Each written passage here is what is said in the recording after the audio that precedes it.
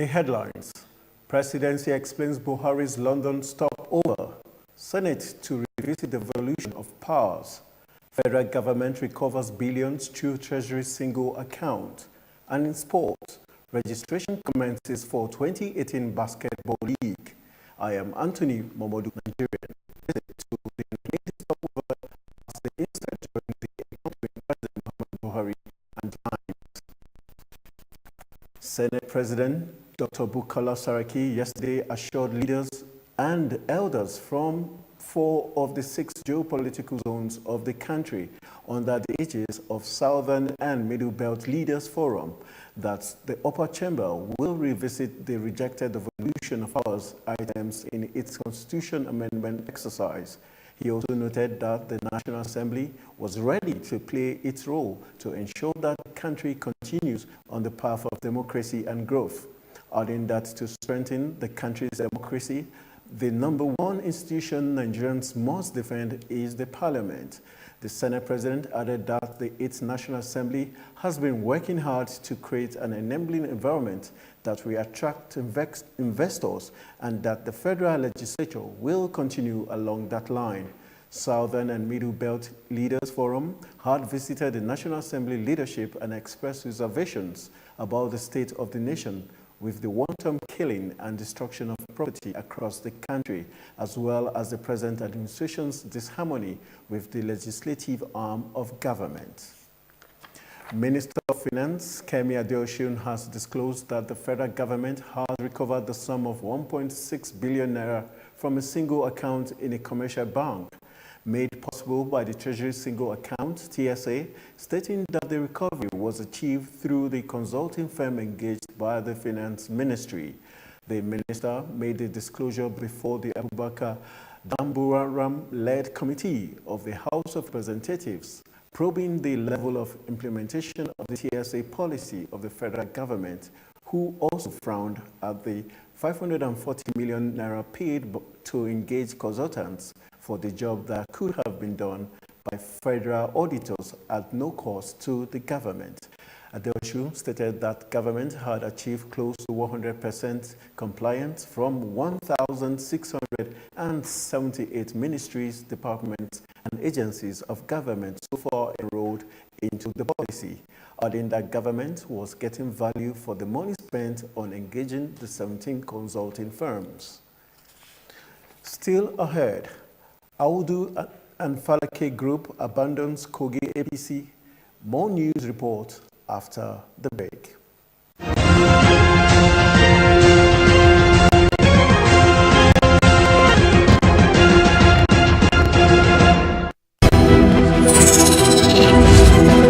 Thinking of live television on the go? Think no more. Television Nigerian has got you covered, no matter your age, your education, language, tribe, or religion. Whether it is in your car, your office, or any other place of your choice, you can depend on Television Nigerian anytime, any day, and anywhere. We are online 24/7. You can catch the latest news, politics, sports, and entertainment via your mobile phone, your tablet, or any other device at no extra data charges or costs, just like our Facebook page, Television Nigerian. Subscribe to our YouTube channel, Television Nigerian, and also follow us on Twitter and Instagram at TV Nigerian to enjoy all that television can offer. Television Nigerian, broadcast beyond boundaries. For almost a decade, the Nigerian army have given their all to ensure that our dear country is not overrun by Boko Haram insurgents. Some have in the process paid the ultimate price, while many will forever live with indelible scars occasioned by their determination to protect the country, no matter the hurdle. Despite these, they have remained resolute and undaunted, and today, all territories the insurgents once took control of have been recaptured and normalcy restored.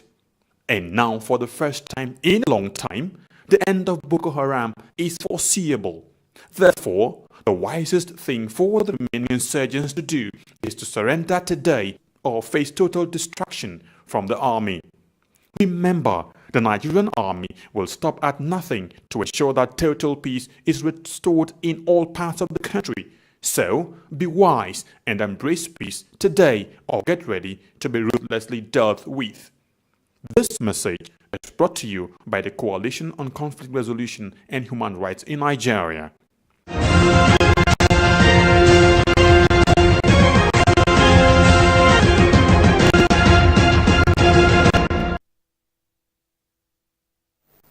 Welcome back and thanks for being there. The crisis rocking the All Progressives Congress APC in Kogi State has taken a different dimension as members of the Audu and Faleke political organization in Kogi State have opted out of the forthcoming congresses.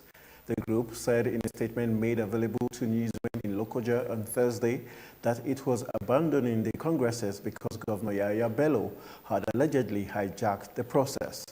Duro Meseko, the organization's director, media and publicity, stated in a statement that the governor had been using the administrators to function virtually as alternative party executive and refused to fund the authentic party executives. The group also cited the inability of the national leadership of the party to live up to expectations as another reason for boycotting the congresses.